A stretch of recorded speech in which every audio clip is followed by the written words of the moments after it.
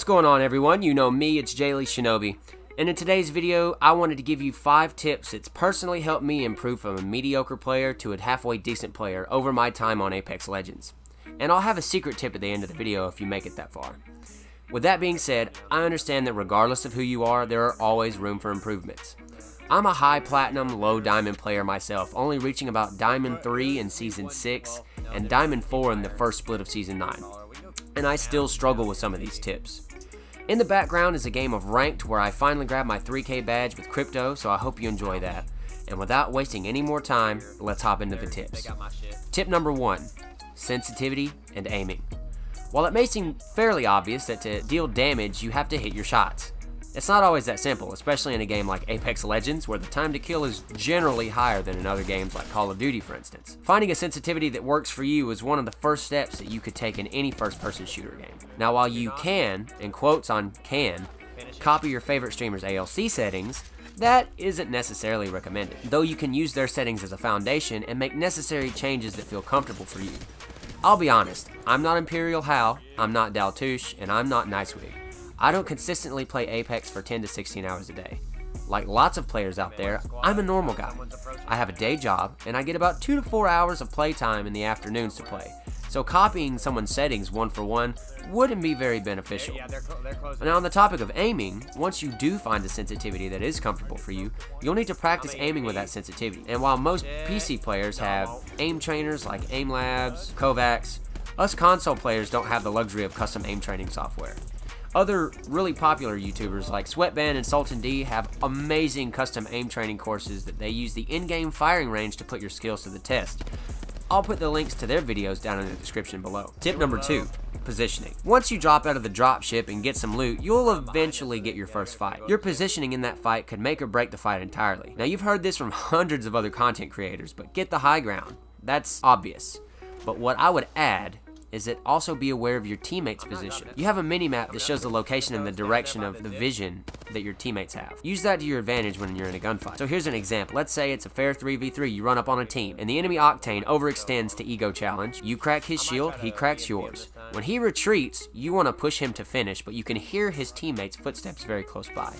What is your team doing? Where is your team at? If you look at the mini-map, and they're close, and kind of looking in the same direction that you're looking, go for it. They probably have your back. But if they're at least 50 meters out behind you, it's probably not a good idea to push that Octane, because at that point, you are the one who is overextended, and that fight could easily turn into a 2v3. Always be aware of your teammates, and if you can communicate verbally, then that's even better. You can give call out, damage numbers, who you've hit, things of that nature. Tip number 3, know your objective and playstyle. What aspect of the game do you want to improve on? Do you want more wins? Do you want higher damage games? Higher kill games, maybe? There are generally 2 types of defined playstyles in most first-person shooter games, and Apex Legends is no exception. Now, while playstyle is sort of a spectrum, there's generally 2 agreed-upon styles. There's the aggressive playstyle and the passive playstyle. Both of these playstyles have their benefits and their detriments. The aggressive players love to push everything. If they hear gunshots, they're running in that direction regardless of what kit they have, and sometimes even if it's out of zone. Now, while this is probably the most rewarding playstyle in terms of improving your gun skill and situational awareness based purely on experience alone, it does have the drawback of potentially putting you in uncomfortable and compromising situations.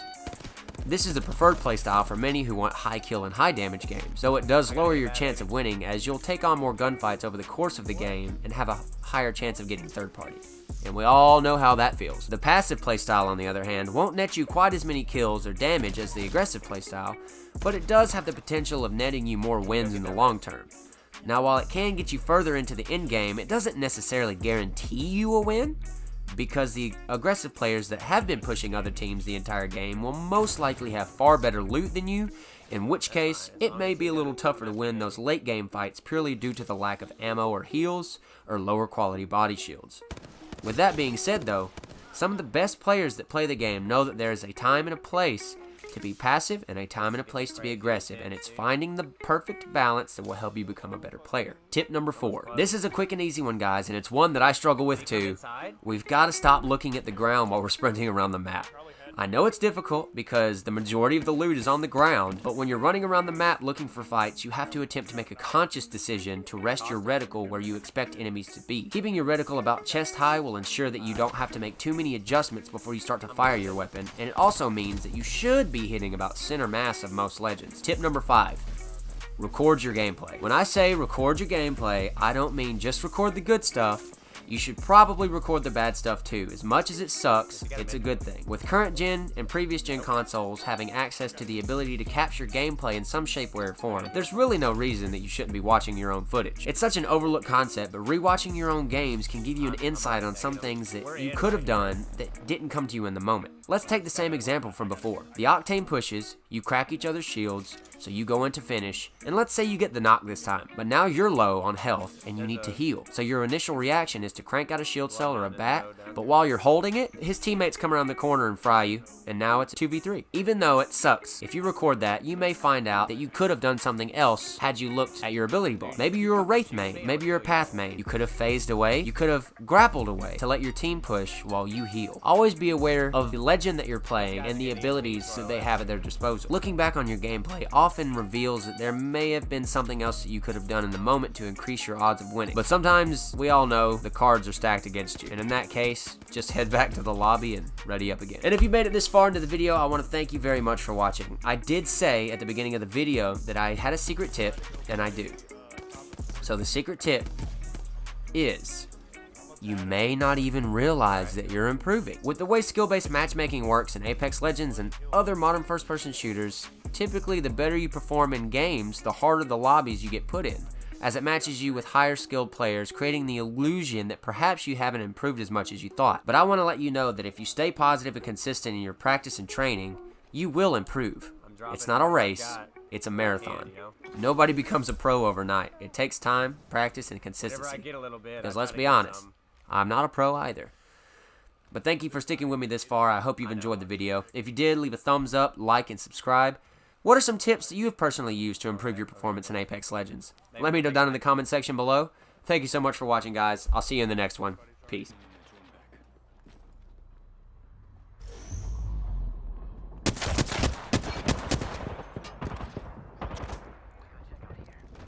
I don't know, this is gonna be rough.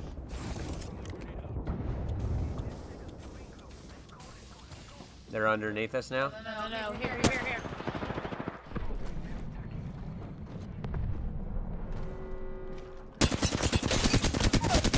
Got her down. Oh, on the fucking stairs. Oh,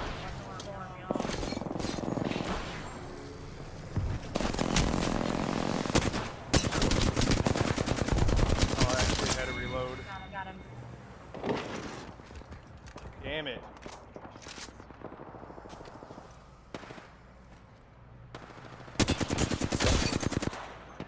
Heal. We're gonna have to.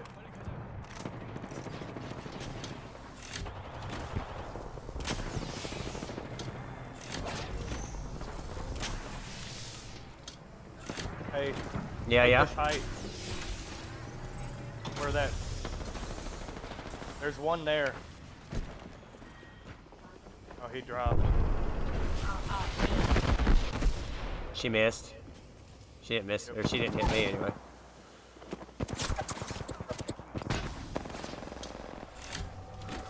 We're gonna get EMP'd probably.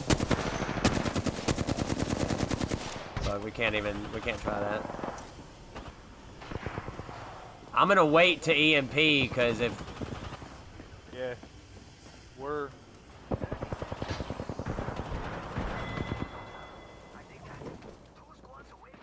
Oh shit, I fell. Whoops. Last one's over here. Not the last one. Not the last one, but like, of that squad. I've got 2 down back here. There's that squad right there. No! She's self-resing. The Wraith is one up here. God damn it, dude.